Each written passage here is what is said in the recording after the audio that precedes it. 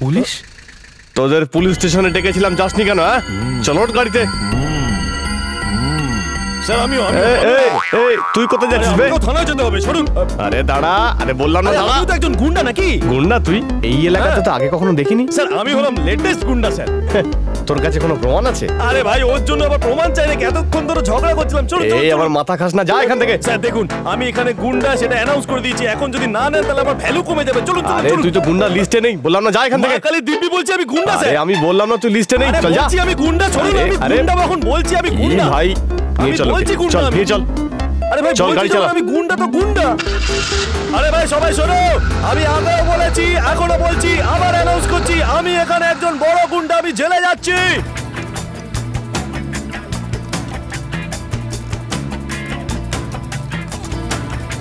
Sir দেবাও আসছে।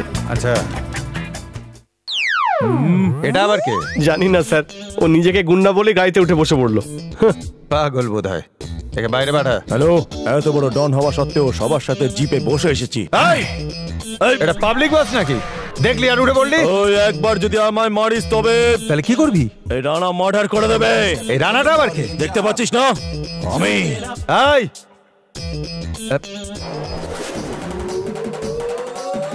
এই কথা তো মুখে দেখছি খুব বড় বড় ঝাড়ছিস, আর পায়ের দিকে দেখছি তো ব্রেক ডান্স করছিস। বিল্ডিংটা স্ট্রং কিন্তু একটু ভিতটা নড়বড়ে। হ্যাঁ, একে গরিলার সেলে ঢুকিয়ে দাও, তাহলেই বুঝতে পারবে কোনটা স্ট্রং আর কোনটা উইক। গরিলার সেলে? চল চল চল চল চল, বাইরে বেরিয়ে দেখে নেবো কিন্তু। এটা আবার কে? আরে বাপরে, আরে কি দেখছিস? চিবিয়ে খেয়ে নেবো, মনে রাখিস। এই ভালো হবে না বলে দিচ্ছি।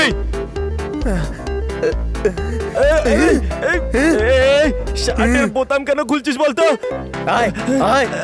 কি করে দেখো, প্যান্ট খুলছিস কেন? এই দেখো আন্ডারওয়্যারও খুলে ফেললো।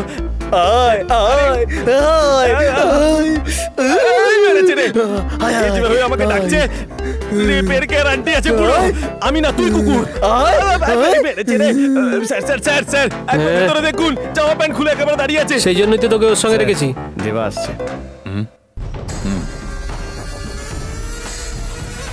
নমস্কার স্যার। এসো বসো। না আমি ঠিক আছে। আরে তুমি এখানে কয়েদি হয়ে আসোনি, গেস্ট হয়ে এসেছো। বসো। ঠিক আছে স্যার। হ্যাঁ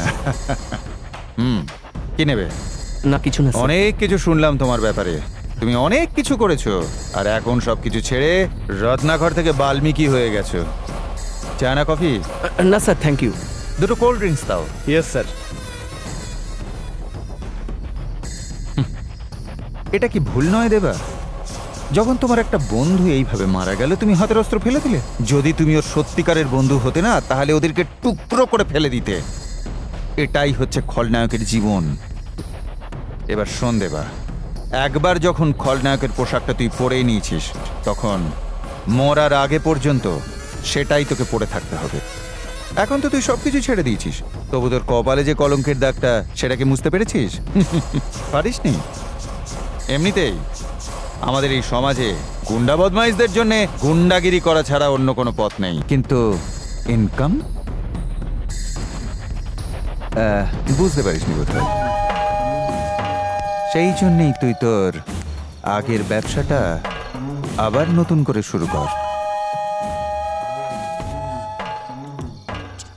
না স্যার, আমি যেরকম আছি ঠিক আছে, আমার আর কিছু চাই না।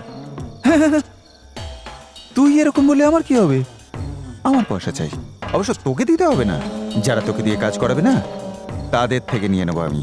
যখন কেউ কোনো রকম ডিল করবে না, আমায় খবরটা দিয়ে দিবি, বুঝলি? ওই এমএলএর পুরো এলাকাটা তোর। বিনা ইউনিফর্মে তোর এই বডিকে, বিনা চাকায় তোর এই গাড়িকে স্যালুট করছি আমি। কি বলিস তুই?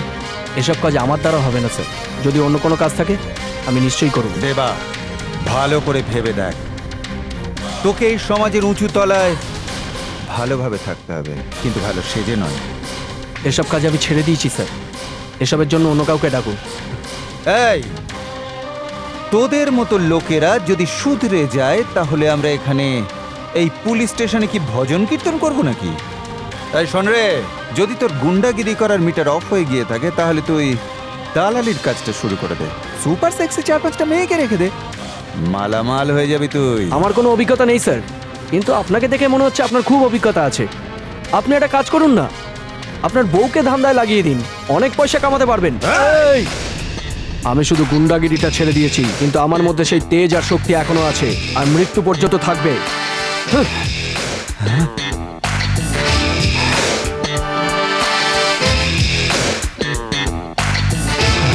Sir cold drinks. শোনা, আমি রেড কালারের ড্রেস পরেছি বলে তুমিও রেড কালারের ড্রেস পরেছো। বেশি কথা বললে না দাঁত ভেঙে দেবো। সাইড থেকে পুরো ক্যাটরিনা কাইফের মতো লাগে তোমার। তুমি যে আইডিয়া দিয়েছিলে তার জন্য আমাদের কোম্পানিতে অনেক প্রফিট হয়েছে, সেই জন্য আমরা ডিসাইড করেছি আমরা তোমাকে একটা গিফট আরে দেব। আরে ওকে কেন গিফট দেবে? ওর গিফট তো আমি সামনে বসে। এক কাজ করো, আমাকে প্যাক করে ওকে দিয়ে এই দাও। সব ইয়ার্কি পরে হবে, আগে আমরা সবাই মিলে ওকে একটা ব্যাঙ্গেলস দিয়ে দিই। না না, ওকে ব্যাঙ্গেল দেবো না, ওকে আগে হার দিতে হবে। যার মনে যা আছে একটা সাদা কাগজে লিখে একটা কৌটোর মধ্যে রেখে দিই, তারপরে কাগজে যা বেরোবে সেটাই ওকে দেওয়া হবে। ঠিক আছে, চিট বের করো বাবা। বের করো। Hi darling. আমার পুরো কলকাতা ঘোরার ইচ্ছা আছে। যদি কারো কলকাতা ঘোরার থাকে সে আমাকে বলো। বলো ডার্লিং, তুমি গাড়ি করে ঘুরতে চাও না অটো করে, নাকি তোমাকে বাইকে করে ঘোরাবো, নাকি দারুণ হবে যদি গরুর গাড়ি করে ঘোরাই? তুমি চাও তো তোমাকে কোলে করেও ঘোরাতে পারি। Sorry darling. ও এখন কিস দিতে চাইছো? দাও Kiss দাও এর দাও। তোকে? আরে ভাই আমার একটা কথা বলুন, আপনি বলেন যে ও আমাকে ভালোবাসে, কিন্তু ও আমাকে দেখলেই দূরে ভাড়ায়, এর মানে কি? তুই যদি মদ খেয়ে আসিস তাহলে তুইও ঘাড়ের উপর পড়ে যাবি। কার উপরে? আমি কি জানি? হ্যালো, আর কারোর ওপর না, আমার ওপর পড়া চাই। শোনো, আজ তো শুক্রবার, আজকে তুমি মন্দিরে যাবে না?